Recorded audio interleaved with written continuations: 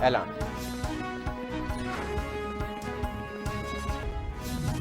और सूरत की महिला से यौन उत्पीड़न मामले में आसाराम को आजीवन कारावास, गांधीनगर सेक्शन कोर्ट ने सुना दी सजा।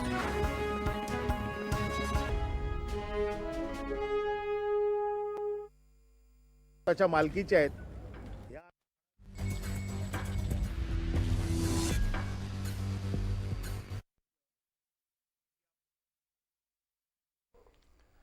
सारा प्रणाम, इस खास पेशकश में आपका स्वागत है। आम बजट कल पेश करना है निर्मला सीतारमण वित्त मंत्री ने, लेकिन आज आर्थिक सर्वेक्षण पेश किया गया। आम बजट से पहले वित्त मंत्री निर्मला सीतारमण ने आर्थिक सर्वेक्षण पेश किया। आपको बता दें कितनी उम्मीदें हैं, क्या कुछ बदलाव, बड़े बदलाव देखने को मिल सकते हैं कल के बजट में। डिफेंस के लिए क्या रहेगा, शिक्षा के लिए कितना बजट जाएगा, और कॉर्पोरेट और पर्सनल टैक्स में बड़ा अंतर देखने को मिल सकता है। क्या कोई नए ऑप्शन की तरफ इशारा कर रही थी वित्त मंत्री निर्मला सीतारमण। आम बजट में पर्सनल इनकम टैक्स में कटौती की उम्मीद भी की जा रही है। भारत में मौजूदा समय में 80 मिलियन से ज्यादा टैक्स पेयर हैं। उन्हें कितनी उम्मीद है, कितना खरा उतर पाएगी सरकार उनकी उम्मीदों पर। होम लोन की क्या स्थिति रहेगी। 2014 के बाद अरुण जेटली साहब ने टैक्स छूट की सीमा बढ़ाई थी, उसके बाद 8 सालों में कोई बदलाव नहीं हुआ। कितनी उम्मीद टैक्स पेयर कर रहा है। इस वित्त वर्ष की पहली 3 तिमाहियों में जीएसटी कलेक्शन करीब 13.5 लाख करोड़ रुपए हुए हैं। यह क्या माइलस्टोन हो सकता है। छोटे कारोबारियों के लिए क्या कुछ खास रहने वाला है। कितनी उम्मीदें, विपक्ष इसको किस तरीके से देखता है। मार्केट एक्सपर्ट बजट से पहले बजट की रूपरेखा तैयार जो हुई है उसको किस तरीके से देखते हैं। पॉलिटिकल एक्सपर्ट इसको किस तरीके से देखते हैं। अगले 1 घंटे तक चर्चा इसी पर।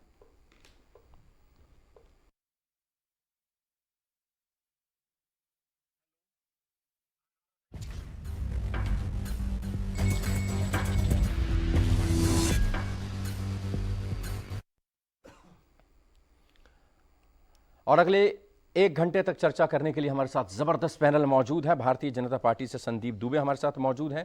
कांग्रेस के नेता डॉक्टर अनीत सिंह हमारे साथ मौजूद हैं। पॉलिटिकल एक्सपर्ट आरबी उपाध्याय साहब हमारे साथ मौजूद हैं। राजन गोयल मार्केट एक्सपर्ट और चार्टर्ड अकाउंटेंट हमारे साथ मौजूद हैं। सबसे पहले राजन जी आपके पास आऊंगा। आम बजट से देश को, प्रधानमंत्री का तो ये कहना है कि दुनिया को पूरी उम्मीद है और दुनिया ने पूरी नज़र रखी हुए है भारत के बजट पर। आम बजट से कितनी उम्मीद, क्या कुछ बड़े बदलावों के संकेत आर्थिक सर्वेक्षण में वित्त मंत्री निर्मला सीतारमण ने दिए। जो प्रधानमंत्री ने आज कहा कि पूरी दुनिया की नज़र है, और पूरी दुनिया की नज़र इसलिए है कि भारत एक बहुत इमर्जिंग ग्लोबल इकोनॉमी बनता जा रहा है। आज कोई ऐसा कंट्री नहीं है जिसे इंडिया की ज़रूरत नहीं है। और प्रधानमंत्री का कई साल पहले जो एक नारा रहा कि आत्मनिर्भर भारत बनाना है। हम 103 मिलियन पीपल का कंट्री है जिसमें कि कंजम्पशन हमारे यहाँ अपनी है, तो इसलिए पूरी दुनिया की नज़र हम पे होना स्वाभाविक है। हमारे लोगों की एक्सपेक्टेशन भी स्वाभाविक है, क्योंकि जब इतना बड़ा देश है तो हर व्यक्ति की अपनी अपनी कुछ एक्सपेक्टेशन होती हैं। लेकिन जहाँ तक बजट का सर्वेक्षण है, उस सर्वेक्षण को आप देखें कि इंडिविजुअल्स को शायद कहीं कुछ ना मिल पाए, लेकिन देश की प्रॉस्पेरिटी को सबसे ज़्यादा मद्देनज़र रखा गया है। डिफेंस हो, मैन्युफैक्चरिंग हो, स्टार्टअप हो, बिजनेस हो, और इंडिविजुअल्स को एक सामान्य जीवन से उठाने की बात की गई है। पिछली बार भी मैंने एक बार आपके चैनल पे ही कहा था कि ईज ऑफ लिविंग, हर व्यक्ति को प्रॉस्पेरिटी मिलेगी। हो सकता है कि कुछ टैक्स में बदलाव आ जाए, आपको 10-20 हज़ार रुपए का कोई बेनिफिट ओवरऑल मिल जाए, लेकिन आज जो देश के आगे समस्या है वो समस्या ये है।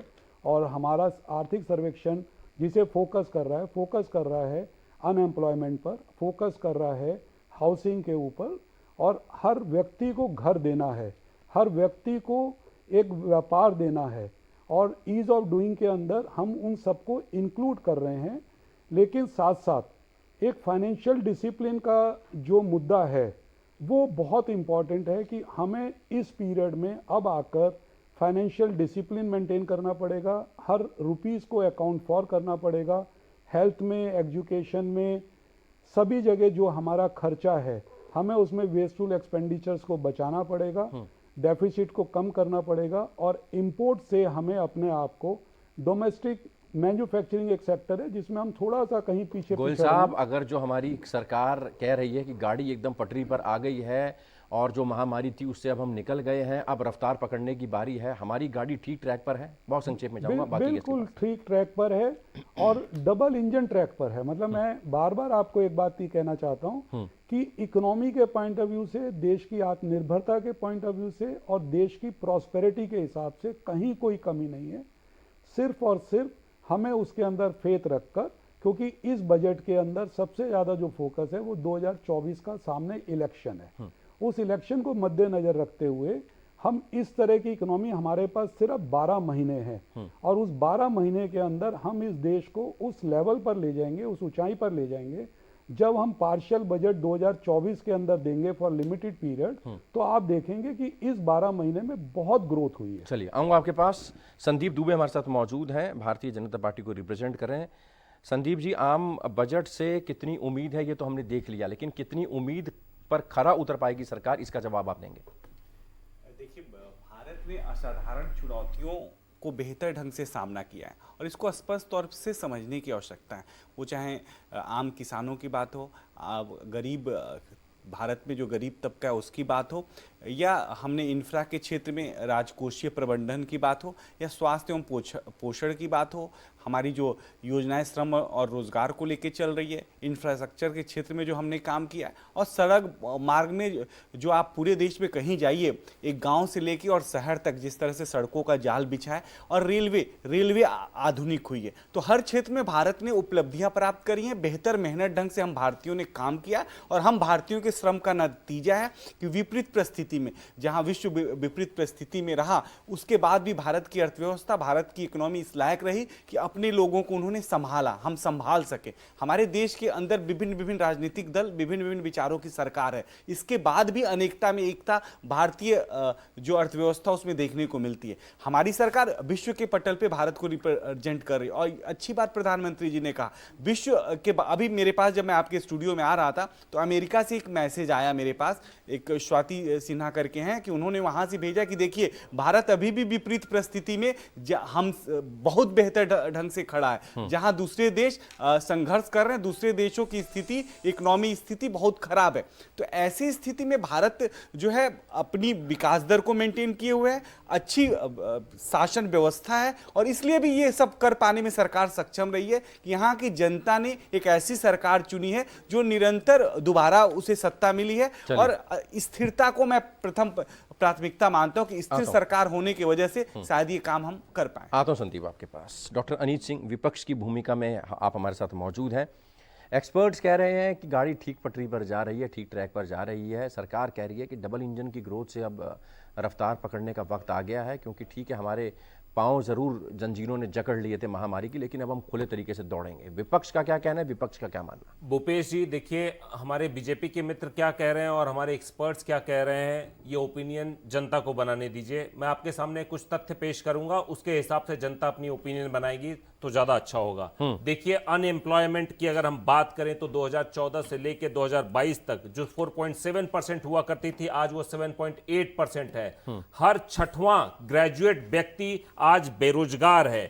अगर हम महंगाई के फ्रंट पे बात करें तो 10 लगातार महीने तक महंगाई की दर, थोक महंगाई की दर 10% से ऊपर रही है। एलपीजी की बात कर ले तो वो 200% तक उसके दाम में बढ़ोतरी हो चुकी है। अगर आप पेट्रोलियम प्रोडक्ट्स की बात करेंगे तो अराउंड 50% की बढ़ोतरी हो चुकी है। दूध की बात करें तो 25% की बढ़ोतरी हो चुकी है। हम इसे देखने की जरूरत है कि जिस डॉलर के लिए प्रधानमंत्री जी खुद कहा करते थे कि उसका उम्र के साथ उन्होंने लिंक किया था, आज वो 82 रुपए पे पहुंच चुका है, जिसमें 26% की मॉन्यूमेंटल लॉस हुआ है रुपए की वैल्यू में। पर कैपिटा अगर हम इनकम की बात करें तो 2014 में हम बांग्लादेश से डबल हुआ करते थे और आज हम बांग्लादेश से भी पीछे हो चुके हैं। अगर हम गवर्नमेंट ऑफ इंडिया के डेब्ट, उनके कर्ज की बात करें तो 2014 में 55 लाख करोड़ हुआ करता था, आज 2022 में वो 140 लाख करोड़ हो चुका है। हमें कुछ अभी हमारे मित्र भी बता रहे थे कि किस तरीके से कुपोषण की मैं बताऊं तो 21 करोड़ बच्चे इस हिंदुस्तान में कुपोषण का शिकार है। हंगर इंडेक्स में हम 106वें नंबर पर तक जा गिरे हैं 116 देशों की सूची में। हमारे 20 करोड़ लोग जब रात में सोते हैं तो उनके पेट में खाना नहीं होता है। हमें सब जवाब दिखाने की जरूरत नहीं है। मोदी जी, हम आपसे अपेक्षा करेंगे कि जिस तरीके से आपने एक अपने मित्र की आमदनी को पिछले 4 सालों में 5 सालों में 50 गुना बढ़ा दी है, उसी तरीके से जो कॉमन हिंदुस्तानी है उसकी आय को बढ़ाने में काम किया जाए। मैं आपसे पूछना चाहता हूं कि किसानों की आमदनी क्या दोगुनी बढ़ी है? दीजिए, ये कांग्रेस के जिस जिस स्टेट में जो सरकारें चल रही हैं, आपने उन सरकारों का डाटा बताया कि वहां आपने दूध बढ़ा दी, वहां आपने महंगाई कर दी, वहां इंफ्रा हो गई, और जिन साहब का आप नाम ले रहे हैं उन्होंने राजस्थान में सबसे ज्यादा इन्वेस्टमेंट करा। तो ये चोरी और सीना जोरी दोनों कांग्रेस के समान अनुपात में है कि कांग्रेस इस देश की भी बात करेगी? जवाब देने आप इस दीजिए देश की जो व्यवस्था है, मेरे साथी 1 मिनट और कंप्लीट हाँ, कर बोलिए, लीजिए। बोलिए, इस बोलिए। देश के ग्रोथ रेट को आप किस तरह देखना चाहते हैं? याद है प्रधानमंत्री राजीव गांधी जी ने कहा कि 97% योजनाओं के धन भ्रष्टाचार के भेंट चढ़ जाते हैं। आज पूरे देश में हर गरीब आदमी का अपना अकाउंट है, अकाउंट के बाद सरकार की सारी योजनाएं उन गरीबों तक पहुंच रही हैं और उनको डायरेक्ट बेनिफिट हो रहा हो, चाहे किसान हो, गरीब व्यक्ति हो। तो क्या ये इसको गेम चेंजर आप नहीं मानते? आज हम कोविड से इसलिए लड़ पाए, कोरोना महामारी भारत को इतना नुकसान इसलिए नहीं पहुंचा पाई कि हमारे पास वो संसाधन थे कि हम गरीबों तक उनको सुविधाएं पहुंचा पाए। चलिए, सवाल हो गए, लंबे सवाल हो गए ना। दुबे जी, मैं आपको बताऊं कि जिस आप अभी जनधन योजना की बात कर रहे थे, उसमें 3,65,00,000 ऐसे अकाउंट हैं जिसमें से एक भी ट्रांजैक्शन नहीं हुआ है। ये आपके जनधन की जो अकाउंट खोलने की बात करते हैं उसकी मैं आपको रियलिटी चेक करा रहा हूं। पीएम मुद्रा योजना में 34,000 करोड़ रुपए एनपीए हो चुके हैं। यह है आपके जो आप लोगों को स्किल दे रहे हैं और उसके तहत रोजगार देने की बात करते हैं। देखिए, इस देश की जो सबसे बड़ी त्रासदी है वो इस समय यह है कि बेरोजगारी और महंगाई को सरकार नहीं ठीक कर पा रही है। जिस तरीके से अमीर और गरीब के बीच में खाई बन रही है उसको पाटने की जरूरत है। 10% अमीरों के पास 64% हिंदुस्तान की संपत्ति है और 50% गरीबों के पास महज जैसे राहुल जी के पास पूरा कांग्रेस है, सर वैसे ही आप इस देश का आकलन करते हैं कि अमीरों के पास। आपको ये समझने पड़ेगी कि मैं मध्यम वर्ग को उम्मीद करूंगा डिनाई नहीं कर सकते। इस देश में मध्यम वर्ग है और सबसे ज्यादा संख्या मध्यम वर्ग की पूरे जब ये बोला था कि किसानों की आय दोगुनी होगी, मैं पूछता हूं बुराई करने के लिए आरोप प्रत्यारोप का दौर जारी है। इसको स्टूडियो रहने दें, इसको पार्लियामेंट तो कल जहां बनेगी, यहां पार्लियामेंट ना बनाए। आकाश जिंदल हमारे साथ मौजूद हैं, लेकिन इस बीच मैं जाना चाहूंगा आरबी उपाध्याय साहब के साथ, पॉलिटिकल एक्सपर्ट। कई दशकों से बजट पर हमारी चर्चा होती है। उपाध्याय साहब, बेरोजगारी की समस्या बड़ी है, सिलेंडर के दाम में 200% की बढ़ोतरी हुई है, दूध खाने पीने की चीज़ें महंगी, रुपए की कीमत गिर रही है, बांग्लादेश से भी मैन्युफैक्चरिंग में नीचे आ गए, हंगर इंडेक्स। कांग्रेस जितने आरोप लगा रही थी, कितना दम उन आरोपों में? देखिए, आरोप लगाने से नहीं है, जो जमीनी हकीकत है, जनता भी ये चाहती है कि उस पर कहीं बात हो। वो एक नहीं कि तेरा कविता में है कि शहर बहुत गुलाबी है, नारों में और आंकड़ों में चीजें बहुत अच्छी हो सकती हैं, इसमें कोई दो राय नहीं है, लेकिन यथार्थ क्या है? देखिए, हमने कोरोना काल भी देखा कि मजदूर रेल के नीचे कट के मर रहा था, पैदल चल रहा था, वहीं बहुत सारी व्यवस्थाओं की बात हो रही थी। और आज जब हम बात करते हैं तो देखिए, बजट है क्या? आमदनी और खर्चा। जैसे घर का एक मुखिया होता है, जो पैसा होता है उसी को खर्च करता है, बाहर से कहां से लेके आएगा और कितने दिन लेके आएगा? 1 दिन ले लेगा, 2 दिन ले लेगा। सरकार के पास जो पैसे आते हैं उसी में से कल्याणकारी योजनाएं चलानी है, उसी में से विकास करना है और उसी में से सारे जो खर्चे हैं वो मीट आउट करने हैं। इलेक्शन बजट भी बनाना है, चुनाव भी जीतने हैं। वो मैंने कहा ना, वो फ्री की रेवड़ी भी बांटनी है ना। वो एक बात अलग है कि भाई मैं बांट रहा हूँ तो वो फ्री की रेवड़ी अच्छी है और दूसरा बांट रहा है तो फ्री की रेवड़ी खराब है। वो अपने अपने हिसाब से नैरेटिव सेट करते हैं। लेकिन जो विशेष परिस्थितियाँ वो ये हैं कि देखिए, बेरोजगारी से मुंह नहीं मोड़ा जा सकता। बेरोजगारों की फौज मुंह बाएं खड़ी है और वो उम्मीद करती है कि बजट में उसके लिए कोई ना कोई प्रावधान उस तरह का हो कि पढ़ने लिखने के बाद उसके हाथ को काम नहीं है। दूसरा देखिए, महंगाई से चाहे वो कांग्रेस शासित राज्य है चाहे बीजेपी शासित राज्य है, सभी पीड़ित हैं। और महंगाई से पीड़ा ना हो, अगर इनकम हो तो एक तरफ बेरोजगार नहीं है, दूसरी तरफ मेरी सैलरी उतनी बढ़ नहीं रही है। महंगाई एक बड़ी समस्या है, बेरोजगारी एक उससे भी बड़ी समस्या है। इस बीच आऊंगा आपके पास, उपाध्याय साहब पॉलिटिकल एक्सपर्ट हैं आप हमारे साथ, आपकी राय जरूर जानूंगा आगे भी। आकाश जिंदल इकोनॉमिक एक्सपर्ट हमारे साथ मौजूद हैं। आकाश, रुपए की कीमत गिर रही है, खाने पीने की चीजें गिर रही हैं, इस बीच 80 मिलियन से ज्यादा टैक्स पेयर है हमारे देश में। उन्हें कितनी उम्मीद और क्या सरकार उनकी उम्मीद पर खरा उतर पाएगी? कल 2014 के बाद से टैक्स स्लैब में कोई बदलाव नहीं हुआ है, अरुण जेटली साहब ने किया था। भूपेश, मुझे बहुत बहुत उम्मीदें हैं। सरकार का टैक्स कलेक्शन बहुत अच्छा रहा है, चाहे जीएसटी हो चाहे इनकम टैक्स। आज की तारीख में मैं उम्मीदें लिस्ट आउट करना चाहूंगा और उसका बेसिस भी बताऊंगा कि कहां से फंड्स आएंगे। सबसे पहले पर्सनल इनकम टैक्स की एग्जम्पशन लिमिट, जिसे आम भाषा में स्लैब कह दिया जाता है, 1 लाख रुपए की एडिशनल एग्जम्पशन आने की संभावना है। एटीसी, जिसमें आम आदमी इन्वेस्ट करता है, एनएससी हो, पीपीएफ हो, ईएलएसएस, 50,000 की एडिशनल एग्जम्पशन आने की संभावना है। स्टैंडर्ड डिडक्शन, जिसे सैलरी क्लास के हर व्यक्ति को बहुत प्रिय है, वहां 25,000 का एस्केलेशन होने की संभावना है। उसके अलावा housing finance, housing for everyone इस सरकार का मंत्र है, नारा है। तो हाउसिंग फाइनेंस के अंदर एडिशनल 1 लाख रुपए इंटरेस्ट कंपोनेंट पे एग्जम्पशन आने की संभावना है 24B में। और एक और चीज जो बहुत बड़ी एक्सपेक्टेशन मुझे लग रही है, बात हो रही है इन्फ्लेशन की। बजट के अंदर मुझे लग रहा है पेट्रोल और डीजल दोनों पे एक्साइज पे 2 से 2.5 रुपए कटौती होने की संभावना है। अगर ये कटौती हो जाती है तो इमीडिएटली इन्फ्लेशन कम हो जाएगी और आम आदमी के खर्चे भी कम हो जाएंगे। उसके अलावा जो एमएसएमई सेक्टर है, उसके लिए भी जो है मुझे लगता है पैकेज आने वाला है। उनके इक्विपमेंट और मशीनरी की परचेज के ऊपर सब्सिडी मिलने की उम्मीद है। किसान भाइयों के लिए 0 इंटरेस्ट पे लोन मिलने की संभावना। और एक और चीज बता दूं जिसका अभी डिस्कशन नहीं किया मेरे दोस्तों ने, इकोनॉमिक सर्वे। आज का इकोनॉमिक सर्वे बहुत ही ऑनेस्ट डॉक्यूमेंट है। I salute the government to coming out with such a good economic survey. उसमें चीज एक्सेप्ट की गई है कि हाँ, इन्फ्लेशन ज्यादा रह सकती है क्योंकि इंटरनेशनल सिनेरियो ऐसा है, कमोडिटी इश्यूज बन सकते हैं, सप्लाई चेन इशू बन सकते हैं, तो इन्फ्लेशन कुड भी हाई। तो कहीं ना कहीं उसका सोल्यूशन भी ढूंढने की कोशिश की जाएगी। 6 से 6.8% की जीडीपी ग्रोथ दुनिया में हाईएस्ट है। दुनिया का डेटा आपको दे दूं, यूके और Germany, UK 6th largest, Germany 4th largest economy है, वहां जीडीपी ग्रोथ नेगेटिव में रहने की संभावना है। यूएस सबसे बड़ी इकोनॉमी, लास्ट ईयर 2 क्वार्टर में जीडीपी ग्रोथ नेगेटिव रही। चाइना मात्र 3% रही, तो 6 to 6.8% पे क्लियरली हम फास्टेस्ट ग्रोइंग इकोनॉमी है। तो जो मेरे मित्र सवाल पूछ रहे थे कमाई का, वहां मैं जवाब देना चाहूंगा पूरी इज्जत के साथ कि कमाई डेफिनेटली बढ़ने की संभावना है। और इकोनॉमी के अंदर जो अनएम्प्लॉयमेंट बढ़ा है वो ग्लोबल रिसेशन की वजह से बढ़ा है। ग्लोबल रिसेशन की वजह से दुनिया राजकोषीय घाटा, आकाश, आपके तजुर्बे के हिसाब से पूछना चाहेंगे, राजकोषीय घाटे को कम करने के क्या उपाय करने पड़ेंगे सरकार को, और वो कितना माइलस्टोन होगा आने वाले कुछ सालों में? भूपेश, पहले तो आपको धन्यवाद और मुबारकबाद दूंगा। सुबह से 16वां शो है मेरा, ये प्रश्न इतना क्वालिटी प्रश्न है, सुबह से इसकी वेट कर रहा था। Thank you for asking this question. देखिए, राजकोषीय घाटा तो एक सच्चाई है, ज्यादा होने की उम्मीद है। वो एक सच्चाई है, कड़वी सच्चाई है। और राजकोषीय घाटे को कम भी रखना है और साथ ही साथ जनता को लड्डू पेड़े भी बांटने, क्योंकि जनता को सौगातें चाहिए और जनता का हक भी है।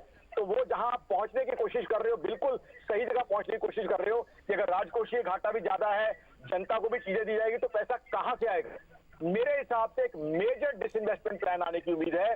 उस मेजर डिसइन्वेस्टमेंट प्लान से पैसा आएगा, जिससे जनता को राहत भी दी जाएगी और राजकोषीय घाटा भी जो है, फिस्कल प्रूडेंस भी जो है मेंटेन की जाएगी। फिस्कल रूम बहुत ज्यादा नहीं है। और एक चीज और बता दूं, 80C की एग्जम्पशन और हाउसिंग लोन में 24B की अगर एग्जम्पशन आती है, तो जितना उसमें टैक्स की छूट मिलेगी उसका मल्टीप्लायर इफेक्ट लगा के उतना ही टैक्स जनरेशन सरकार के पास जीएसटी और इनकम टैक्स में आ जाएगा। तो कहीं ना कहीं पे सरकार के पास देखिए बहुत ज्यादा आज फिस्कल रूम नहीं है, तो क्रिएटिव प्लान सरकार को करनी पड़ेगी। साथ ही साथ एक चीज और माननी है, क्लीन एनर्जी और ईवी के ऊपर भी काफी बड़ा पैकेज आने की संभावना है। इलेक्ट्रिक व्हीकल्स की जनता की एक्सेप्टेंस लास्ट ईयर हमने देख ली है। क्लीन एनर्जी की तरफ देश बढ़ रहा है और क्लाइमेट चेंज के ऊपर भी एलोकेशन आने की संभावना है। आऊंगा आकाश आपके पास। राजन साहब, आईएमएफ का अनुमान है 2023 में इंडियन इकोनॉमी 6.8% की रफ्तार से आगे बढ़ने का अनुमान लगाया जा रहा है। इसके पीछे आधार क्या देखते हैं आप, और लगता है आपको ऐसा हो पाएगा? देखिए, जहाँ तक आईएमएफ की जो बात है वो डायरेक्टली ऑन रिकॉर्ड्स है कि हमारी जो इकोनॉमी की ग्रोथ है वो 6.8 estimated by all the world agencies हैं। लेकिन इसके पीछे पीछे ये ग्रोथ और ज़्यादा भी हो सकती है। अभी आकाश जी ने बहुत सारी ऐसी बातें कही कि डेफिसिट है फंड्स का, वो जो है, तो वो डेफिसिट हम जैसे जैसे आत्मनिर्भर में इंपोर्ट सब्स्टिट्यूशन और पेट्रोल सब्स्टिट्यूशन करते जाएंगे, वैसे वैसे हमारा ये आर्थिक घाटा जो है ये अपने आप कम हो जाएगा और धीरे धीरे हम एक उस लेवल में आ जाएंगे कि हमारे पास सरप्लस रिजर्व्स होंगे, सरप्लस फंड्स होंगे। आज जरूरत है इन 2-3 सेक्टर्स में काम करने की। इंपोर्ट सब्स्टिट्यूशंस में हम मैन्युफैक्चरिंग सेक्टर में जा रहे हैं और बहुत तेजी से जा रहे हैं, और जिस दिन हम खाली डिफेंस के अंदर वर्ल्ड लीडर हो गए उस दिन हमारा आर्थिक घाटा, हमें तो सारी दुनिया से पैसा मिलेगा। तो आर्थिक घाटे की कोई बात नहीं है, इन्फ्लेशन से कोई डरने की बात नहीं है। अब यहाँ पर जो आम आदमी को कल बजट से जो एक्सपेक्टेशन है, आप प्रॉस्पेरिटी के साथ या बेनिफिट्स के साथ उन दोनों को ज्वाइंटली देखिए।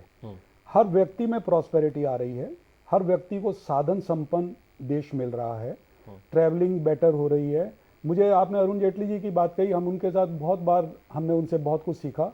तो उन्होंने कहा हवाई चप्पल और हवाई जहाज, खाली हवाई वर्ड से ये मतलब नहीं है कि उन दोनों के बीच में हमें चिंता नहीं है, हमें उन दोनों के बीच की चिंता है। जीएसटी की कलेक्शन बहुत ज़्यादा है, अगर गवर्नमेंट चाहे तो जीएसटी में स्मॉल ट्रेडर्स को कुछ बेनिफिट दे सकती है, स्लैब्स को न्यूट्रलाइज कर सकती है। इनकम टैक्स के स्लैब में देखिए, इनकम टैक्स जो है वो सिर्फ अब स्लोली जो है ये एक एबॉलिशन की तरफ चला जाएगा, हम एक्सपेंडिचर टैक्स की तरफ धीरे धीरे बढ़ जाएंगे। तो कुछ सैलरीड क्लास को, खासतौर से गवर्नमेंट एम्प्लॉयज़ को, रेंटल इनकम्स में, इंटरेस्ट इनकम में, सीनियर सिटीजन्स को, मेरा ऐसा मानना है कि जिन सीनियर सिटीजन्स को खाली रेंटल और इंटरेस्ट की इनकम है और उससे वो अपने लाइवलीहुड चला रहे हैं, उनको टोटली एग्जाम कर देना चाहिए। एक बार आऊँगा पॉलिटिकल एक्सपर्ट्स के साथ पास भी आऊँगा और साथ ही मैं पॉलिटिकल पार्टीज़ के नुमाइंदों के पास भी आऊँगा, लेकिन इस बीच आकाश जिंदल से एक छोटा सा रिएक्शन लूँगा। आकाश, गब्बर सिंह टैक्स कहा जाता था जीएसटी को, कांग्रेस ने बड़ा हमला भी बोला कई बार सरकार पर जीएसटी कलेक्शन को, जीएसटी टैक्स को लेकर। जो इस वित्त वर्ष की पहली 3 तिमाहियों में जीएसटी कलेक्शन 13.40 लाख करोड़ रुपए मिले हैं। एक माइलस्टोन है, एक बड़ी अचीवमेंट है सरकार की जीएसटी के साथ जो रेवेन्यू आ रहा है। बिल्कुल सही कहा आपने, बहुत बड़ी अचीवमेंट है। और जो मैं हमेशा नेशनल और ग्लोबल चैनल पे कहता हूँ, great Indian consumption, great Indian demand कहीं पे दिखा रही है कि यस, इंडिया की कंजम्पशन, इंडिया की डिमांड, जिसके लिए इंडिया दुनिया में जाना जाता है, वो अपनी जगह है। आज देखिए भूपेश, कितनी स्टोरीज हमने देखी हैं। दिसंबर में हिल स्टेशन से कितना रश था, होटल रूम नहीं मिल रहे थे, चाय का कप नहीं मिल रहा था। वो क्या थी? डिमांड और कंजम्पशन थी। और सभी चीजें कहीं ना कहीं जीएसटी कलेक्शन को बढ़ाती हैं। तो जीएसटी कलेक्शन जो है, एक बार please don't speak over me, please I would request you with folded hands, please don't speak over me, this is data. What is this data? Hill station पे कितनी भीड़ हो रही है, डेटा है आपका? आप किस तरीके के डेटा बात कर रहे हैं? अभी आप बता रहे हैं कि मिडिल क्लास जो इनकम ग्रुप है उसको आप होम लोन में सब्सिडी देंगे और जीएसटी के माध्यम से ले लेंगे। क्या फायदा मिलेगा मिडिल क्लास को, आप बताइए जरा मुझे। Sir don't talk. जो राजकोषीय घाटा की बात कर रहे हैं, पिछले 8 सालों में 55 लाख करोड़ से 152 लाख करोड़ रुपए का राजकोषीय घाटा बढ़ चुका है। अभी आपके शब्दों को मैं रिपीट करूं तो आपने बताया कि बड़ा डाइवर्समेंट होने वाला है। डाइवर्समेंट क्या है? सरकार औने पौने दाम पे सारी चीजों को बेच रही है। एक व्यक्ति विशेष को 30% आपने बंदरगाह बेच दिए हैं, 30% एयरपोर्ट बेच दिए हैं, 30% इलेक्ट्रिसिटी प्रोडक्शन और डिस्ट्रीब्यूशन आपने बेच रखा है, माइंस बेच रखे हैं 30%। ये किस तरीके का डाइवर्समेंट चल रहा है? जिंदल साहब, we expect little serious from you. No, now I'll give you serious data. Please listen to me with patience. Why are you... privatization? Please listen to me. What is this? This is not the way. Please listen to me. It means you don't want to listen. America is the biggest economy. Don't compare America. Why you are comparing America? Let's talk India now. Let's talk India. Why you are defending Indian economy? एक उनका जवाब है। Don't have any argument. That's why you are trying to speak over me. No. Listen to me. I am telling you the concentrate on India now. Listen to me. He doesn't have any 80 crore people are just in queue to take 5 kilo of ration. Is this India you are building? The largest economy is moving towards privatization. Germany, the fourth biggest economy, everything is being private. One person is getting 30% of the assets of Indian economy and you are thumping. सब बेच दिया आपने। संदीप दुबे जी, कांग्रेस का आरोप है कि एक ही आदमी को आपने बंदरगाह बेच दिए, एयरपोर्ट बेच दिए, रेलवे स्टेशन बेच दिए, तमाम चीजें आप बेचते जा रहे हैं और देश सरकार के पास, देश के पास कुछ नहीं बचा। जवाब देखिए, बड़ी विडंबना होती है। 1991 में याराना पूंजीवाद कांग्रेस लेके इस देश में आई थी और जो प्राइवेटाइजेशन का भी जो मूल मुख्य उद्देश्य था कांग्रेस की, तो वो कांग्रेस का ही था। आप नीतियां तो नहीं बदलते। जब देश वर्ल्ड वाइज ग्लोबलाइजेशन आया है तो उस ग्लोबलाइजेशन को स्वीकार करना पड़ेगा। कांग्रेस के लोग एक तरफ तो राजस्थान में उन्हीं से इन्वेस्टमेंट ले रहे हैं, उन्हीं से अपनी सरकार चला रहे हैं, और दूसरी तरफ हम ही को गाली दे रहे हैं। दूसरी बात कोट करते हैं दूसरी बात, हमें बुरा लगता है। नहीं, आपको मेरी बात सुन लीजिए, सुन लीजिए ना। अरे सर सुन तो लीजिए भैया। अरे भैया आप वो डाटा जहां से ले आए वो डाटा अपने पास अभी सेफ रखिए, उसकी डिस्कशन कर लेते हैं। आपको अडानी अंबानी से इतनी घृणा है तो आप अपने राज्य में जहां जहां है क्यों इन्वेस्टमेंट ले रहे हो? आप ऐसे बातें करो इस देश की इकोनॉमी को समझो। देखिए बहुत अच्छी बात मैं कहने वाला हूं, एक सेकंड सुन लीजिए प्लीज। इस देश के जितने बच्चे इकोनॉमिक्स के स्टूडेंट हैं वो मेरी बात सुने। गरीब है, इकोनॉमिक्स एक रूल एक लाइन में इकोनॉमिक्स मैं समझा देता हूं आपको कांग्रेस के साथी को। वो सब आपका बहुत अच्छा, तैयारी बहुत अच्छी है। ये कांग्रेस के शासन में जहां जहां शासन है, स्टेट गवर्नमेंट से पूछिए इस विषय में। ये स्टेट गवर्नमेंट का टॉपिक है कि डाइवर्समेंट कौन कर रहा है? रुक जाइए, आप जो तैयारी करके आए वो तैयारी स्टेट गवर्नमेंट का टॉपिक है, आप मुझे बताइए। उसकी भी भागीदारी है। ये स्टेट गवर्नमेंट का टॉपिक नहीं है, आप अपने फैक्ट्स को ठीक करिए। ये बताइए जब डाइवर्समेंट होता है तो ये सरकार की पॉलिसी होती है। बंदरगाह कौन बेचता है? मोदी सरकार बेचती है। एयरपोर्ट कौन बेचता है? मोदी सरकार बेचती है। इलेक्ट्रिसिटी प्रोड्यूसर, रेलवे की बात आप करेंगे, लालू जी बेच रहे थे, कौन बेचता है? मोदी सरकार बेचती है। सर देखिए आप अपनी जिम्मेदारियों से नहीं मुकर सकते। पहली बात 80 करोड़ लोगों को आपने लाइन में लगा रखा है 5 किलो रूप से बेहतर ढंग से चलाया जाए। राजीव जी की पॉलिसी लगा दीजिए कि पॉलिसी लूटने के लिए बनाई जाए और 97% योजना बनाई जाए जो कांग्रेस के लोग लूट लें, खा लें, बेरोजगारी बढ़ जाए, महंगाई बढ़ जाए, भ्रष्टाचार बढ़ जाए। आपने 90 लाख स्टार्टअप हुआ इस देश में शुरू, 90 लाख, और सबसे ज्यादा महिलाएं निकलती हैं वो कांग्रेस को नहीं दिखता। पूरे विश्व पे आमदनी दोगुना हो जाएगी। हिंदुस्तान के किसानों को बोलता हूं कि कोई भी राज्य का किसान ये बता दे कि उसकी आमदनी दोगुनी होगी। लाल किले की प्राचीर से मोदी जी ने यह भाषण दिया। मुझे लगता है मुझे रिपीट करिए कि 75वीं वर्षगांठ पे क्या होगी।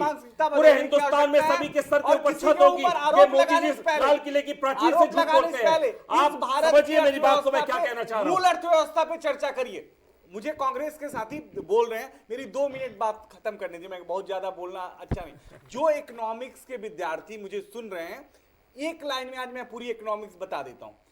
इकोनॉमिक्स का एक रूल है कि गरीब है क्योंकि वह गरीब है। अगर कांग्रेस ने गरीबी पैदा करके और गरीब भारत किसी और व्यक्ति को दिया है तो उसको अमीर बनाने के लिए गरीबों तक, अंतिम व्यक्ति तक योजना पहुंचानी पड़ेगी। अगर भारतीय जनता पार्टी की सरकार, माननीय प्रधानमंत्री जी के नेतृत्व में नरेंद्र मोदी की सरकार ईमानदारी से उन योजनाओं को गरीबों तक पहुंचा रही है और गरीब मजबूत हो रहे हैं तो कांग्रेस को क्या दिक्कत है?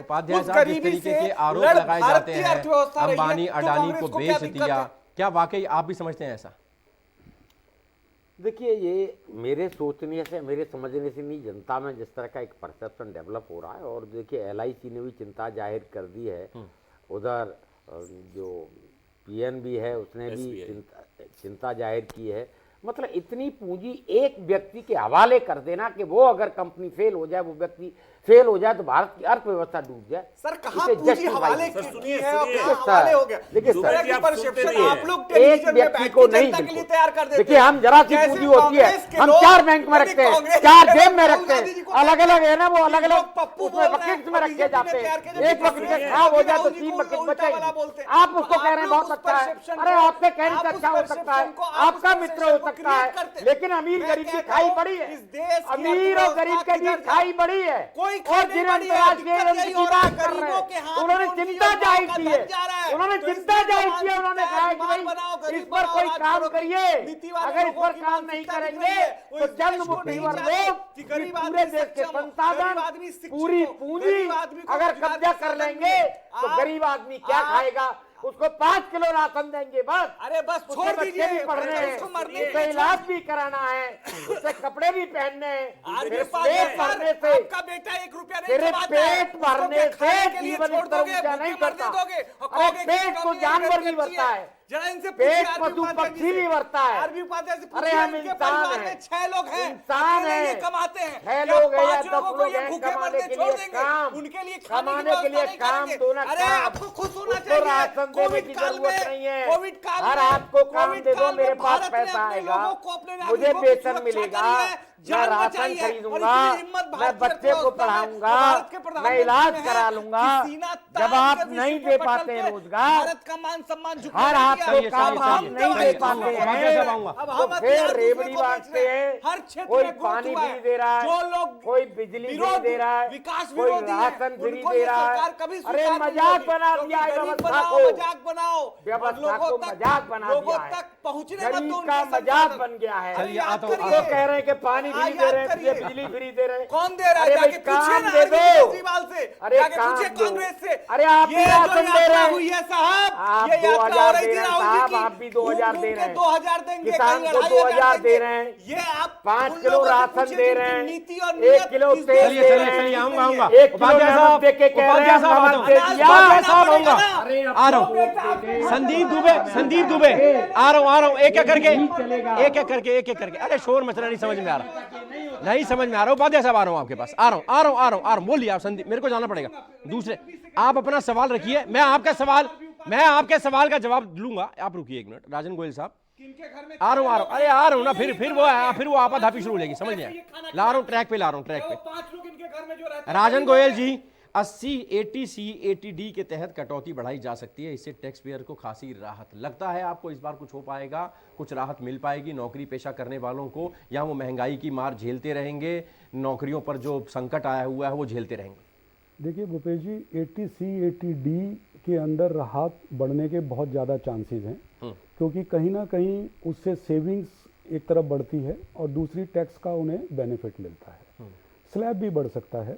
एक दूसरी तरफ अगर आप देखें कि हमारे यहाँ कॉरपोरेट के अंदर 2 तरह के स्लैब चल रहे थे, एक स्टार्टअप्स के लिए और एक दूसरे कॉरपोरेट्स के लिए। पार्टनरशिप में एक डिफरेंट तरह का स्लैब था। ये जो डिफरेंसेस हैं ये सब भी दूर हो सकते हैं। बेनिफिट मिलेगा, इसमें कोई डाउट नहीं है, और विजिबल बेनिफिट मिलेगा, लेकिन बहुत ज़्यादा एक्सपेक्टेशंस उस बेनिफिट्स के साथ आप ना रखें। आप 1 साल का 12 महीने का इस टाइम को देखिए, बहुत प्रॉस्पेरिटी आने वाली है, देश बहुत आगे जाने वाला है। और दोनों पॉलिटिकल पार्टीज़ को मैंने सुना, बहुत अच्छी बात है, एक पक्ष में उसे पक्ष की बात रखनी है, एक ने विपक्ष की बात रखनी है, लेकिन 12 महीने का जो ये समय है, मई में हमें 2024 में इलेक्शन में जाना है, इस 12 महीने सभी पॉलिटिकल पार्टीज एक बार कंधे से कंधा मिलाकर इस देश को प्रगति के मार्ग पर ले जाएं। अब हम डेवलपिंग इकोनॉमी नहीं है, हम 12 महीने के बाद अगर यहाँ बैठेंगे तो हम एक डेवलप्ड इकोनॉमी की तरफ जा रहे हैं, और उसके अंदर थोड़ा सा इन्फ्लेशन होगा, थोड़ी सी तकलीफ तो सभी को उठानी पड़ेगी। कल मैं नितिन गडकरी जी की एक बात सुन रहा था, उन्होंने कहा कि मैं अब इलेक्ट्रिक कार में जाता हूँ। मैंने अपने घर में सबको कहा इलेक्ट्रिक कार में जाएंगे, और इलेक्ट्रिक कार एक बहुत अच्छी चीज़ है। हमने कोटयाल क्या कहते हैं एग्रीमेंट किया, पेरिस एग्रीमेंट किया कि हम 2030 में 2040 में हम पूरा पॉल्यूशन ख़त्म कर देंगे। उसके लिए हमें कुछ ड्रास्टिक स्टेप्स लेने पड़ेंगे। बेनिफिट एक आम आदमी को मिलना स्वाभाविक है, उसकी एक्सपेक्टेशन है, इतना बड़ा देश है तो बेनिफिट लेकिन तो गोयल आपको साहब, मिलेगा। इलेक्ट्रिक कार वही खरीद पाएगा जिसके पास नौकरी होगी, जिसके पास नौकरी पेशा होगा, जिसको राहत होगी, जिसके पेट में खाना होगा, जिसकी जेब में पैसा होगा। सर पैसा तो आ ही रहा है, पैसा मिल ही रहा है। कौन सा ऐसा व्यक्ति है, हमने क्या कहते हैं आपको EMI के ऊपर, पहले एक घर बनाने के लिए एक जनरेशन लगती थी, और आज जिस दिन आपको क्या कहते हैं पहला पैकेज मिलता है, उसी दिन आपको EMI पे घर अवेलेबल करा दिया जाता है। ये प्रॉस्पेरिटी, ये मैं एक सेकंड में परसेंटेज की, मैं अगर आप कहें कि पूरा 130 करोड़ भारत जो है वो बहुत डेवलप्ड हो गया, तो मैं आपकी बात से तो एग्री ऐसा हूं मोदी जी कि कह चुके एक हैं सेकंड। लाल किले की प्राचीर से, सर आप मोदी- उसको क्रिटिसाइज करिए। मोदी जी ने क्या कहा, कि राहुल जी ने क्या 2022 में सर, 75वीं एक वर्षगांठ में हर सर के ऊपर छत होगा। सर, ये मोदी जी का कोटेड स्टेटमेंट है मैं- लाल किला के ऊपर। मैं- आप एक देखिए, मैं कहता हूं अगर अगर वो 2022 पर्सपेक्टिव रखते हैं, आप उसको क्रिटिसाइज मैं करिए कि झूठ क्रिटिसाइज बोलते की हैं बात ये। नहीं करता, मैं उसको ऐड करता हूं कि अगर उन्होंने लाल किले की प्राचीन से 2022 कहा और उसके अंदर हम 20, 25, 30, 40% के लेवल पर अगर हैं तो वो 2022, 2024 भी हो सकता है। ये नहीं है कि हमने अगर 2022 का है तो 2022 में सब कुछ होगा। डिफेंड कर रहे हैं, हमारे मित्र भी मैं डिफेंड करें तो ज्यादा अच्छा है। खैर, दूसरी बात मैं आपको बताना चाह रहा हूं कि किसानों की आय 2022 में दुगनी होनी थी। आज हमारे मित्र बता दें कि कौन से स्टेट में ऐसा किसान है, एक भी किसान परिवार जिसकी आमदनी दोगुनी हो गई। बहुत मजेदार बात। दूसरी बात मैं आपको बताऊंगा, पहली बार कोई कांग्रेस किसान, ने सही सवाल अरे सर सुनो यार, आप सुनते नहीं हो। दिक्कत ये आप जो भूपेश जी की जब आप डिबेट में आते हैं तो एक डेकोरम रखा करिए। अभी कोई न्यूट्रल पर्सपेक्टिव रख रहा है, आप उसमें लड़ाइयां कर रहे हैं इस तरीके से। आप तो दूसरे को बोलने नहीं देते। आपको बोलना है तो बोल लीजिए, मैं चुप हो जाता हूं। चलिए एक सवाल पहले ये सवाल, उसके बाद आप जवाब देंगे। हाँ, मैं ये बताता हूं कि इस देश में किसानों की आय 2022 में दुगनी करने की बात कही गई थी। हमारे मित्र और हमारे प्रधानमंत्री, और ये पिछले जब राष्ट्रपति का उद्घोषण था बजट के पहले, उस टाइम पे बात आई थी। आज राष्ट्रपति जी के उद्घोषण में ये शब्द है ही नहीं। मैं दूसरी चीज पूछना चाहता हूं कि 700 किसान मारे गए थे पिछली बार किसान बिल के किसानों की गारंटी नहीं मिलती। किसानों की आय दोगुनी करने की बात कही थी लाल किले के प्राचीर से। कांग्रेस का आरोप है कि कहां गया वो आपका दावा, कहां गया वो वायदा। भूपेश जी, इस देश के किसानों के लिए ये सपना किसने देखा था? कांग्रेस ने देखा था कि किसानों की आय दुगुनी होनी चाहिए। हमने पहल करी, हमने शुरुआत करी। इस कांग्रेस ने आग लगाने का काम किया, घी में आग डाल दिया। पूरे देश के किसानों को जिस तरह बरगलाने का काम कांग्रेस ने किया। कांग्रेस का काम है आप अच्छा करिए, एक डब्बे में वो क्या कहते हैं कि कई कीड़े डाल दीजिए और कोई आगे बढ़े उसको पीछे खींचिए। तो 2014 के बाद जब से हमारी सरकार बनी, हम जो सपने बुनते हैं, देखते हैं, करते हैं, उसमें सबसे पहला काम है सपने को नहीं पूरे होना देना चाहिए। कांग्रेस सिटी आपने बताई हो, 100 स्मार्ट सिटी की बात करी थी प्रधानमंत्री ने। मैं आपको नक्शा देता हूं हिंदुस्तान का, आप एक उंगली बता के बताइए कि कौन सा स्मार्ट सिटी बनाया प्रधानमंत्री ने। हमने झूठ बोलने की पूरी लकीर खींच दी आप लोगों ने। सर सुनिए मेरी बात, काम हुआ, हर जगह स्मार्ट सिटी पे काम हो रहा है। अरे आप एक शहर का नाम बताइए कि कौन सी शहर बनाया आपने। 100 स्मार्ट सिटी की बात करते हैं। देखिए, मान सकता हूं ये बात को, लेकिन जो हमने काम शुरुआत करी उस काम को बीच में नहीं छोड़ा। देखिए, महिला सुरक्षा पे भूपेश जी, देखिए मुझे मोदी गवर्नमेंट से कोई भी उम्मीद नहीं है, लेकिन मैं फिर भी चाहूंगा कि क्योंकि वित्त मंत्री खुद में एक महिला है, तो महिला सुरक्षा पे एक्सपेंडिचर बढ़ाया जाए। हमारे देश में पिछले साल और इस साल का अगर आप अपराध का रिकॉर्ड देखेंगे तो 40% अपराध में वृद्धि हुई है इस मोदी सरकार में। उपाध्याय साहब, आज बताइए कि उपाध्याय साहब, सरकार की मजबूरियां, अब वो नहीं है कि थाने गए एफआईआर नहीं हो रही है। चलिए हो गया, और थाने कहां पहुंच गए, बजट की बात करते हैं। आ रहा हूं। उपाध्याय साहब, सरकार की मजबूरियों को ध्यान में रखते हुए क्या कहा जाए कि सरकार ने कुछ काम किया है, या कांग्रेस जिस तरीके से आरोप लगा रही है किसी सेक्टर में कोई काम नहीं हुआ है, एक नंबर से लेकर अगर 10 तक उनमें से पूछे जाएं कि क्या नंबर देते हैं तो वो माइनस में देंगे, वो बजट वाले दिन भी होगा। आपको लगता है कि क्या वाकई ऐसी स्थिति है? देखिए, ऐसी स्थिति नहीं है। विकास एक सतत प्रक्रिया है, एक निरंतर प्रक्रिया है, और विकास की गुंजाइश हमेशा बनी रहती है। ऐसा नहीं है कि भी कोई किसी ने कुछ नहीं किया। ये बात अलग है कि भी आज कहा जाता है कि 60 साल में कुछ नहीं कहा, गड्ढे खोदते रहे, तो उन 60 साल में भी काम हुआ। और देखिए 14 के बाद भी काम हुआ है, सड़कें बनी हैं, रेलवे का भी कायाकल्प हुआ है, बहुत सारी चीज़ें। ये नहीं है कि भी बिल्कुल हम नकार दें कि भी मोदी सरकार ने या बीजेपी ने कुछ किया ही नहीं है, तो वो भी गलत होगा। लेकिन जो एक उम्मीद होती है ना, देखिए प्रायोरिटी क्या है। प्रायोरिटी जो एक पहले एक ये होता है कि जो पूंजीपति हैं इन पर टैक्स लगाएंगे और इनकी जेब से पैसा निकाल के जो गरीब आदमी है उसकी जेब में डालेंगे, जिससे उसका जीवन स्तर ऊंचा उठ जाए। तो ये एक लंबे समय से ये देखा जा रहा है, और विश्व की जो व्यवस्थाएं हैं वो भी उंगली उठा चुकी हैं इसके ऊपर कि भारत में अमीर और गरीब के बीच की जो खाई है वो जो बढ़ रही है, उसको पाटने की जरूरत है, उस पर नीतियां बनाने की जरूरत है, जिससे कि गरीब का जो जीवन स्तर है वो भी अपने बच्चों को पढ़ा पाए, वो भी अपने बच्चों को कॉम्पिटिटिव बना पाए, वो भी अपना इलाज करा पाए। उस दिशा में प्रयास करने की जरूरत है। अभी हमारे मित्र कह रहे थे भी, गोयल साहब भी कह रहे थे कि वो इलेक्ट्रिक कार खरीद लेगा। अरे इलेक्ट्रिक कार नहीं है, सबसे पहले भूखा पेट रोटी मांगता है, बीमार दवा मांगता है, बेरोजगार रोजगार मांगता है। और जब रोजगार नहीं दे पाते हैं तो फिर कहते हैं कि तुझे 5 किलो राशन दे दिया, अब तो कमबख्त वोट कर दे मुझे और मेरी सरकार बना दे। तो ये जो हालत हो गए, ये हालात बदलने चाहिए। इन हालात में ये नहीं है कि भाई आप ये क्या परिभाषा आप इसको देंगे। कोई कह रहा है मैंने बिजली दे दी मुझे वोट कर दे, वो कह रहा है मैंने पानी दे दिया मुझे वोट कर दे। अरे भाई इसको काम दे दो ना, इसको रोजगार दे दो। जब रोजगार हो जाएगा तो बिजली का बिल भी भर देगा, पानी का बिल भी भर देगा, अपना पेट भी भर लेगा। हालात ये हैं कि आप रोजगार दे नहीं पा रहे हैं, और जब काम नहीं होगा, और वो काम होगा, देखिए प्रधानमंत्री का सपना बहुत अच्छा था मेक इन इंडिया का। मेक इन इंडिया को अगर सही मायनों में लागू कर दिया जाए तो मैं समझता हूं रोजगार उत्पन्न होंगे।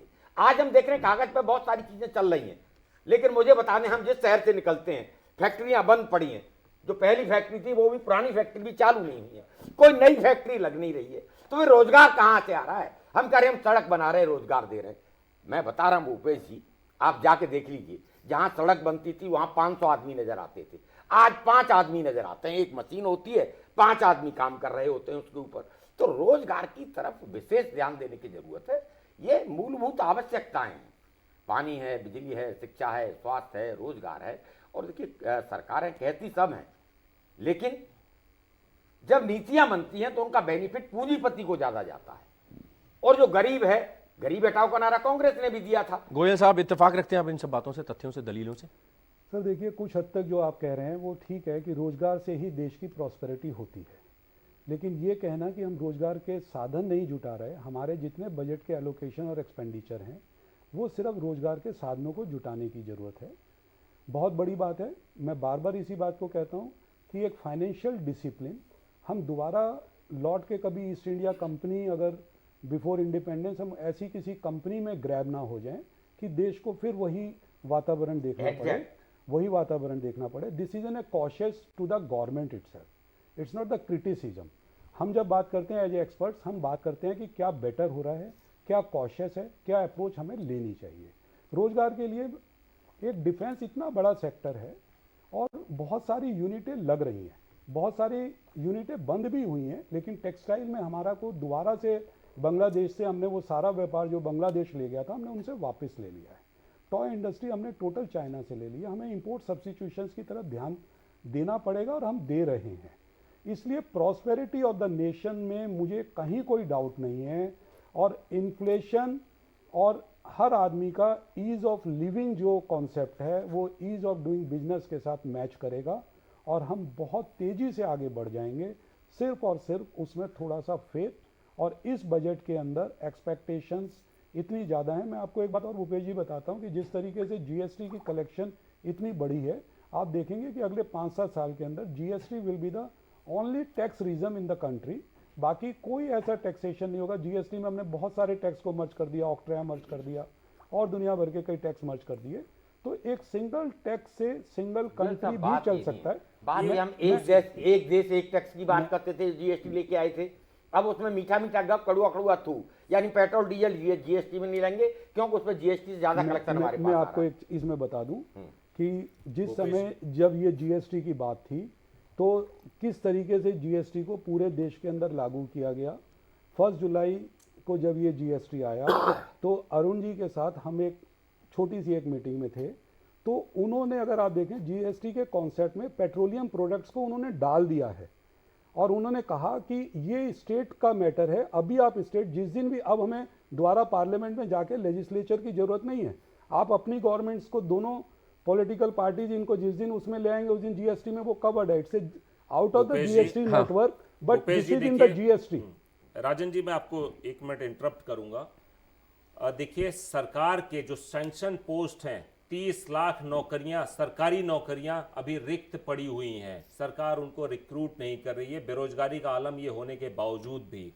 दूसरी बात, अभी हमारे मित्र कह रहे थे कि चाइना से हम सारी चीजें मैन्युफैक्चरिंग ले रहे हैं। मैं आपको जानकारी के लिए बता दूं कि चाइना और इंडिया का जो ताजा आंकड़ा है, वो हमारा जो ट्रेड डेफिसिट है वो 1 लाख करोड़ से ऊपर है। 1 लाख करोड़ से ऊपर है हमारा चाइना के साथ जो ट्रेड डेफिसिट है। ये गौर करने वाली बात है कि जब हमारे सरहद पे पिछले 2 सालों से लगातार एस्केलेशन बनी हुई है, हमारे जवान शहीद हो रहे हैं, उस स्थिति में भी चाइना का व्यापार घाटा हमारा बढ़ता जा रहा है। ये किस तरीके से सरकार काम करती है हमें समझ में नहीं आता। जिस तरीके से जीएसटी की बात अभी हमारे मित्र कह रहे थे, 33 अमेंडमेंट हो चुके हैं भूपेश जी, मैं आपको माध्यम से बताना चाह रहा हूं, लेकिन आज तक व्यापारी वर्ग समझ नहीं पाया कि जीएसटी क्या है। किस तरीके से किसान बिल लेके आते हैं, 700 किसानों की मौत हो जाती है, लेकिन सरकार ये समझ नहीं पाती कि किसान बिल किसानों को नहीं चाहिए। तीसरी बात मैं कहना चाहूंगा, अग्निवीर योजना लेके आते हैं और अग्निवीर योजना स्टूडेंट्स को समझ में नहीं आती है। देखिए किस तरीके की सरकार अपनी मनमानी कर रही है। उसको समझने पड़ेगी कि ग्राउंड की रियलिटी क्या है। लोग 80 करोड़ लोगों को अगर ये लोग 5 किलो राशन के लिए लाइन में लगा देते हैं तो देश की जो विकट स्थिति है उसको समझने की जरूरत है। 106वें नंबर पे पहुंच चुके हैं हमें हंगर इंडेक्स पे। डॉक्टर साहब मैं इंटरप्ट करूंगा। देखिए जब आप किसान बिल की बात करते हैं तो देखिए किसानों के लिए पूंजी निवेश उतना ही जरूरी है जितना इंडस्ट्री के लिए जरूरी है। अब इंडस्ट्री में तो पूंजी निवेश आ रहा है, लेकिन कृषि में कोई पैसा क्यों लगाएगा जब तक उसका पैसा सिक्योर्ड और सेफ नहीं होगा। आज हमारे पास फूड प्रोसेसिंग यूनिट नहीं है, और फूड प्रोसेसिंग यूनिट क्यों लगाएगा कोई जब उसको कोई बेनिफिट नहीं होगा।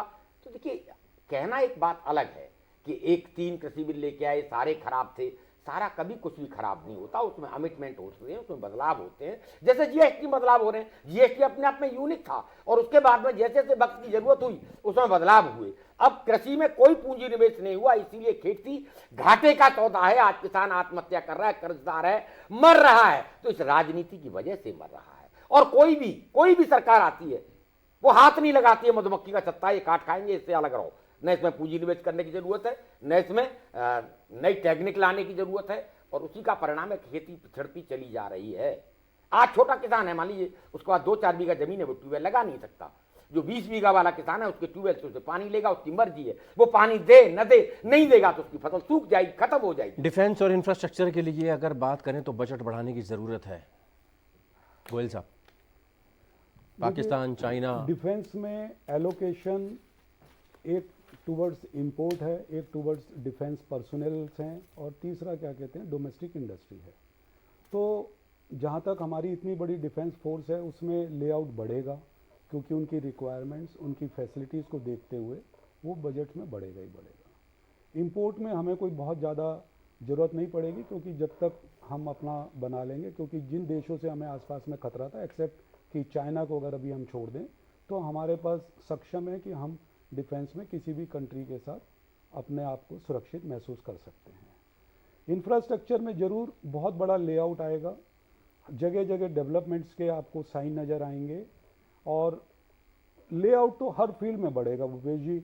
आप एजुकेशन में ले लीजिए, आप हेल्थ में ले लीजिए, आप क्या कहते हैं एजुकेशन का स्लैब छोटा हो गया है। नहीं, देखिए एजुकेशन में आप एक बात को पिछले समझिए, 6 बार को compare एक पर्टिकुलर हिट से, अगर मैं इसे पॉलिटिकल ना लेके इसको इकोनॉमिकल लेता हूँ, अगर हमने वर्ल्ड यूनिवर्सिटीज़ को अपने यहाँ इंफ्रास्ट्रक्चर में जोड़ लिया तो हमारे जो लाखों बच्चे बाहर विदेश में पढ़ने के लिए जाते हैं, वही इंडस्ट्रीज अपने आप में एजुकेशन को कंडीशनल बातें करते हैं कि मुझे इंटरप्ट करना पड़ता है। एक सेकंड देखिए सर, मेरी आप बात सुन लीजिए। मैं आपको ये नहीं कह रहा, जो बाहर पढ़ने जा रहे हैं उनकी चिंता तो हो रही है, लेकिन अपने देश में रहकर जो ज्यादा फीस है और फीस का स्ट्रक्चर इतना ज्यादा हो गया कि मेरी जेब में पैसा नहीं है, मैं अपने बच्चे नहीं पढ़ा रहा, उसके लिए बात मैं उसी की बात कर रहा हूँ। जब हम यहाँ पर एजुकेशन का स्टैंडर्ड, एजुकेशन का रूप उस लेवल पर ले आएंगे कि every village, every house have the best of the education. आज ऑनलाइन और ऑफलाइन 2 एजुकेशन के माध्यम जोड़ गए हैं।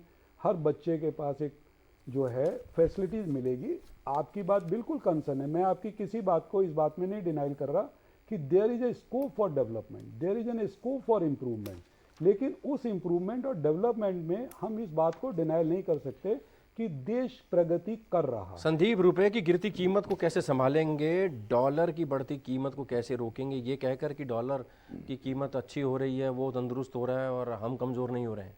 देखिए, जब हम चिंता करते हैं देश की, समाज की, तो हम भारत की भी चिंता करते हैं, और भारत की चिंता में वो गरीब, मध्यम वर्ग, महिलाएं और समस्त भारतीय शामिल हैं। तो ये चिंता का विषय रहा है, और इससे भारत हमेशा सक्षम है कि सब जितनी भी परिस्थितियां हो, चाहे विपरीत परिस्थिति हो या समान हो, सभी परिस्थितियों से ये देश संभला है और बेहतर करने की कोशिश रही है। और हमारी बजट की सबसे मूल बात होगी, ये भारत को विश्व गुरु बनाने वाला बजट होगा। भारत को जो गरीब तबका है, मध्यम वर्ग है, महिला है, युवा है, छात्र है, रोजगार सृजन की जो बात हमारे आरपी उपाध्याय जी कह रहे थे, हम उनकी बात की आलोचना का बुरा नहीं मानते, क्योंकि दर्द तो रहता है समाज में, लेकिन पीड़ा ज्यादा ना बढ़ जाए इसकी भी कोशिश सरकार की रहेगी। और कोशिश होगा कि सबके अच्छे दिन आए और मिलकर हम सब भारतीय अपने भारत को विश्व गुरु बनाने में अपनी अपनी भूमिका निभाएं। ये बजट सर्वांगीण विकास का बजट होगा, ये बजट देश हित का बजट होगा, ये बजट प्रधानमंत्री मोदी जी के सपनों का और प्रत्येक भारतीयों के सपनों को साकार करने वाला। उपाध्याय साहब, कल के बजट में आप क्या ढूंढेंगे as a political expert, as a budget expert? देखिए, क्या एक बात जो क्लिक करेगी आपको? देखिए, ढूंढना कुछ नहीं होता, ढूंढना वही है हम्म, कि जो विकास है उस समाज का जो अंतिम व्यक्ति है उस तक पहुंचे। माननीय प्रधानमंत्री की योजनाएं बहुत अच्छी थी।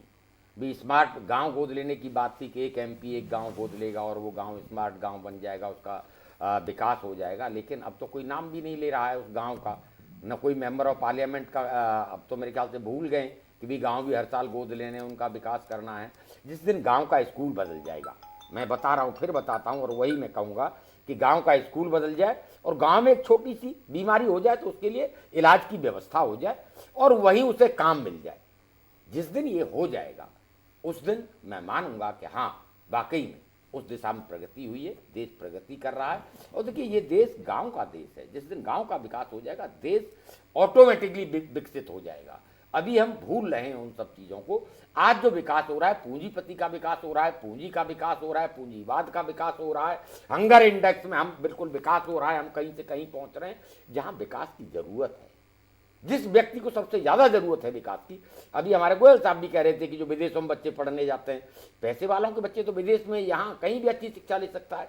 बात उस गरीब आदमी की हो, उसके बच्चे की शिक्षा सुनिश्चित कौन करेगा? यूनिवर्सिटी की फीस, जो सरकारी यूनिवर्सिटी है उनकी फीस जब इतनी हो जाएगी कि मेरा बच्चा पैसे की वजह से उस यूनिवर्सिटी में नहीं पढ़ कल पाएगा, के बजट में क्या तो ढूंढेंगे? विकास देखिए, बजट में हम यही ढूंढेंगे जो मैं बता रहा हूँ कि गरीब का आदमी पढ़ सके।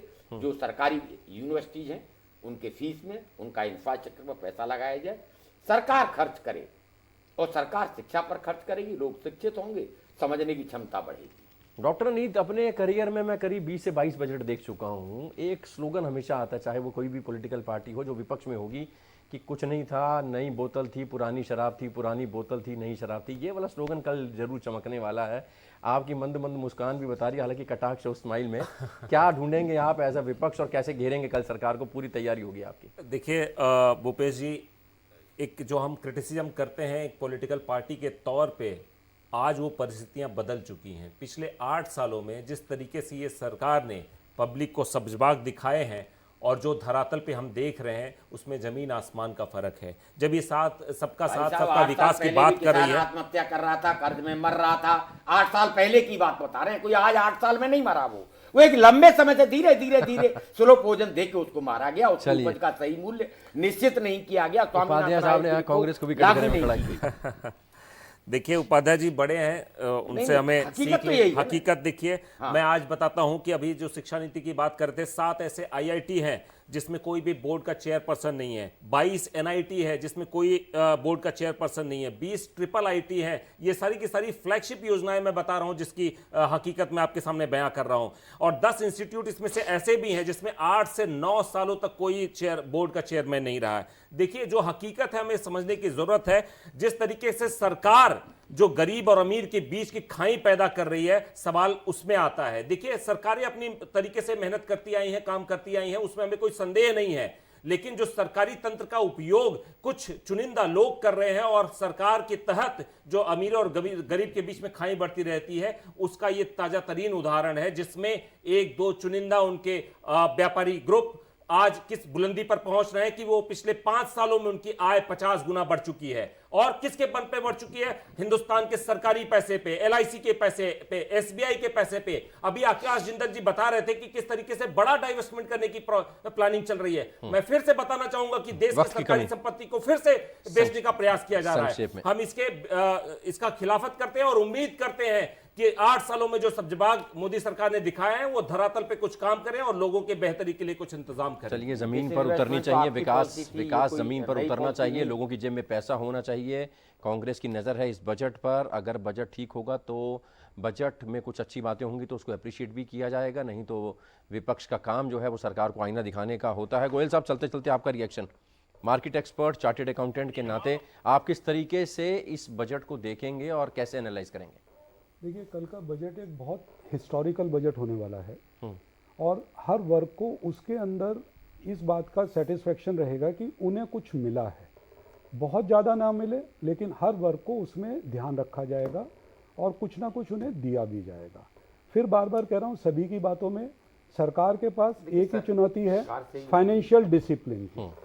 फाइनेंशियल डिसिप्लिन और फाइनेंशियल रेगुलेटरी को सबसे ज़्यादा स्ट्रॉन्ग करना पड़ेगा, ताकि हमारा जो फाइनेंशियल स्ट्रक्चर है उसी से देश की ग्रोथ है, उसी से देश का डेवलपमेंट है, उसी से जीडीपी है, उसी से इन्फ्लेशन है।